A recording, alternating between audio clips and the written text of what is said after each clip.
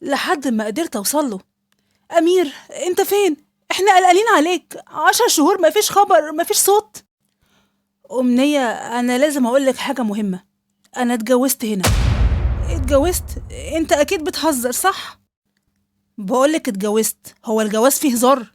اتجوزت عليا بعد كل اللي بينا، بعد ما ربيت ابنك كأنه ابني، وصبرت على سفرك وغيابك. ده جزائي، ده رد لصبري.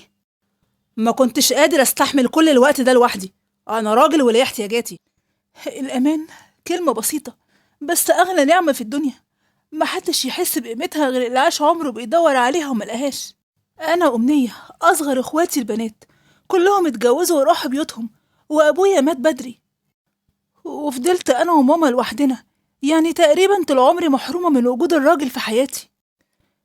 الراجل كان بيمثل لي الأمان، وعمري ما كنت بطلب كتير من الدنيا، بس كان نفسي في بيت هادي، وراجل استند عليه واستقرار ما يتكسرش مع أول مشكلة. ولما خبط على بابي عريس صالونات مناسب، قلت يمكن هو ده. كل حاجة شكلها كويس، أخلاق وشغل، وأهل باين عليهم طيبين، واتجوزنا. هو انتي لسه ما خلصتيش يا اختي؟ ايه الدلع ده؟ انا مش هينفع معايا الكلام ده. خلصي بسرعة عشان لسه هتنضفي المطبخ. عايزة المطبخ ده كله بدواليبه بالأجهزة اللي فيه يتنضفوا ويتغسلوا كويس. يا طنط والله أنا بغسل المواعين بالعافية لأني حامل وتعبانة. صدقيني مش هقدر أعمل حاجة تانية. حرام عليك يا طنط، ليه بتعملوا فيا كده؟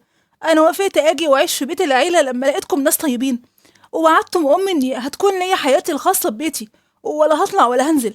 طيب اعتبريني زي بنتك. اعتبرك ايه؟ بنتي؟ اسكتي اسكتي، وما تجيبيش سيرة بنتي على لسانك. انا بنتي تعيش احسن عيشة والخدم يخدموها، لكن انتي بقى عايزة تتربي. انا شايفة ان لسانك طول معايا وبقيتش تردي. ومش هقولك كلام كتير غير انك كملي اللي قلتلك عليه، والا انتي فاكرة العلقة والضرب اللي اخدتيه مني قبل كده لما رفضتي طلباتي. انا اللي مانعني عنك حملك، مش عايزة اضربك وانت شايلة ابن ابني.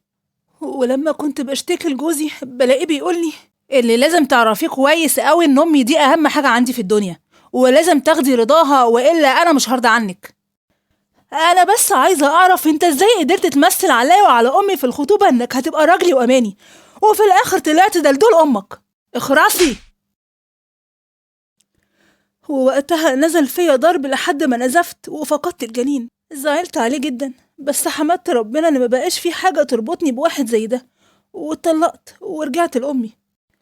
ورجعت كمان لشغلي عشان أنسى كل حاجة. وبعد سنة جالي فهد، عريس صالونات برضو، بس المرة دي ابن ناس بجد. أهله محترمين وشاريني قوي، ولا مرة حسسوني إني قليلة عشان مطلقة وابنهم لسه ما اتجوزت قبل كده. فهد، ممكن تقعد معايا شوية؟ محتاجة أتكلم معاك. مش دلوقتي، عندي اجتماع مهم، ونامي وما تستنينيش. أنا ببقى راجع تعبان. ما هو ده اللي مضايقني، دايما شغل اجتماع تعب. مش شايف ان في حاجة غريبة؟ ايه الغريب بقى؟ احنا بقالنا اسبوع متجوزين وانت تقريبا ما قربتش مني. يا اما بره البيت في الشغل، يا اما لو قعدت في البيت بتقعد لوحدك، ولو كلمتك تشخط وتنطر وكأني خدامة مش مراتك. ليه ما نضفتيش ده؟ ليه ما عملتيش ده؟ طيب هو ايه الجواز بالنسبة لك؟ واحدة قاعدة في بيتك وبتأكلها وتشربها؟ خلصتي كلامك خلاص؟ عايز اقولك على حاجة، انتي لازم تستحمليني شوية لحد ما اتعالج. انا عندي ضعف. ايه؟ انت بتقول ايه؟ ازاي بتقول كده بكل بساطة؟ ده كان لازم اعرفه قبل الجواز مش دلوقتي عشان يبقى ليا الاختيار. ارضي بالامر الواقع يا امنية، عشان في الاخر الفضيحة هتبقى ليكي انتي مش ليا انا. الضعف اللي عنده ما كسرنيش بقدر ما كسرني مرضه النفسي. كان قاسي قوي في تعامله معايا، ما قدرتش استحمل كل ده. لا بروده ولا تجاهله لمشاعري، ولا قسوته وطريقته معايا. ومشيت من تاني جوازة وتاني خيبة، ورجعت لوحدي. وفي شغلي اتعرفت على أحمد، زميل جديد في الشركة، منقول من الفرع الكبير لشركتنا. كل حاجة بينا بدأت عادية، شغل وبس.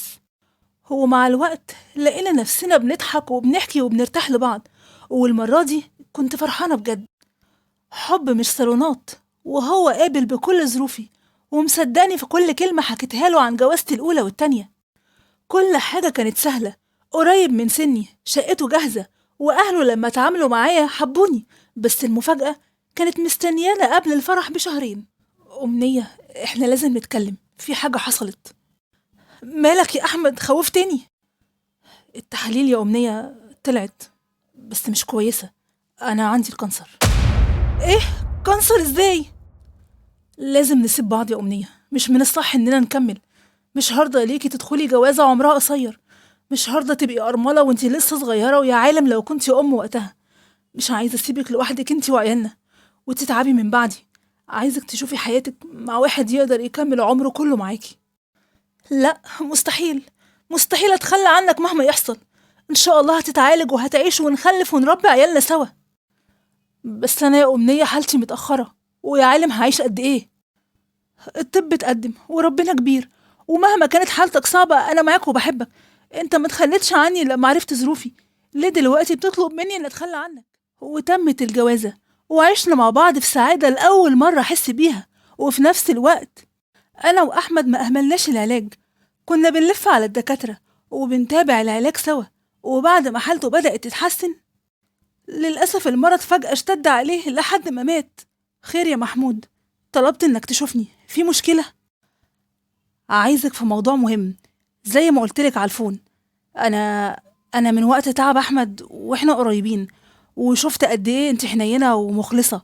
حبيتك غصب عني، يمكن عشان مفتقد الحنية دي، وطالب منك الجواز على سنة الله ورسوله. لا يا محمود، مش موافقة.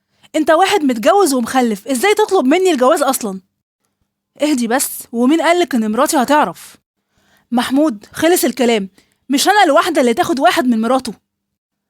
أمنية، أنا عايزك بس تسمعيني، ولو سمحت العلاقة اللي كانت بتربطنا انتهت، واحترم موت أخوك. يا أمنية كفاية هروب، ما ينفعش تفضلي رافضة الجواز على طول. يا ماما أنا خلاص ما بقاش عندي المقدرة أدخل علاقة تانية.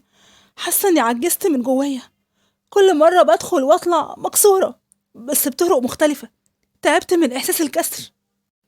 عارفة يا بنتي وحاسة بيكي، وجعك مش سهل عليا، ده أنا أمك. بس ده كان قدرك ولازم ترضي بيه.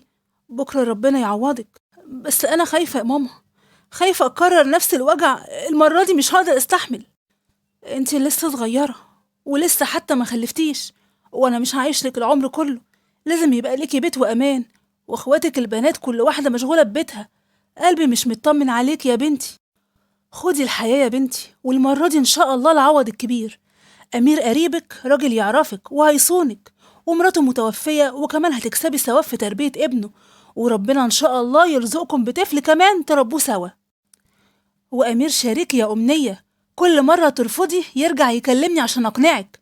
وافقي يا بنتي، والمرة دي إن شاء الله هتكسبي مش هتخسري. ووافقت على الجواز من أمير، وحياتي معاه كان فيها سلام أكتر من السعادة. بس حسيت بالسعادة لما خلفت. فرحت قوي لأني أول مرة في حياتي أحس بشعور الأمومة اللي كنت نفسي أعيشها من زمان. وبعد 4 سنين من جوازنا جات لأمير سفرية.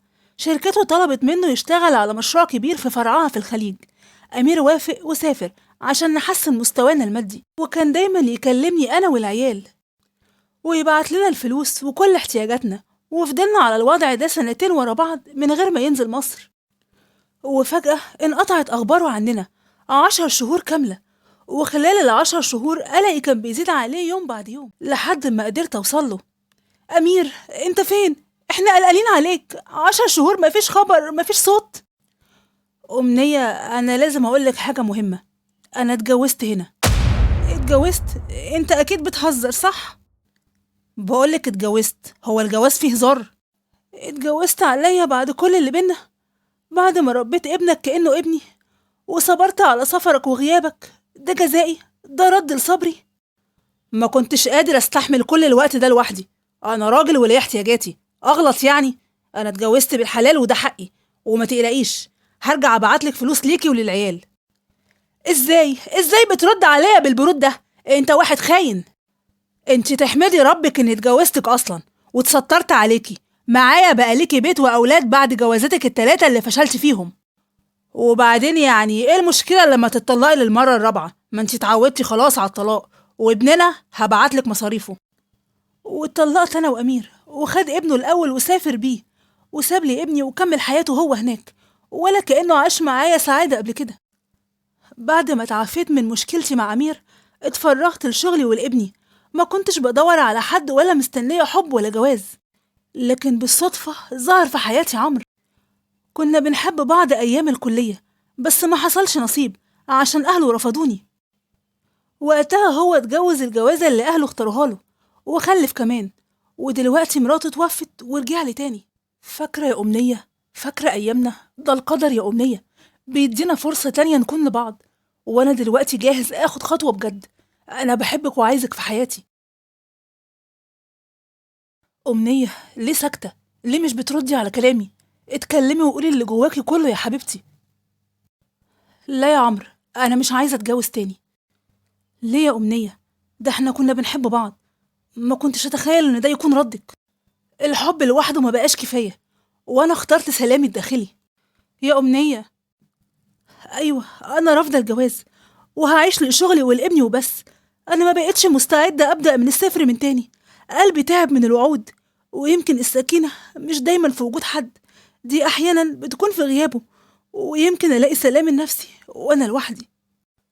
بس عندي سؤال، أرجوكم جاوبوني. هو أنا ماليش حظ في دنيتي، ولا لسه ليا عوض؟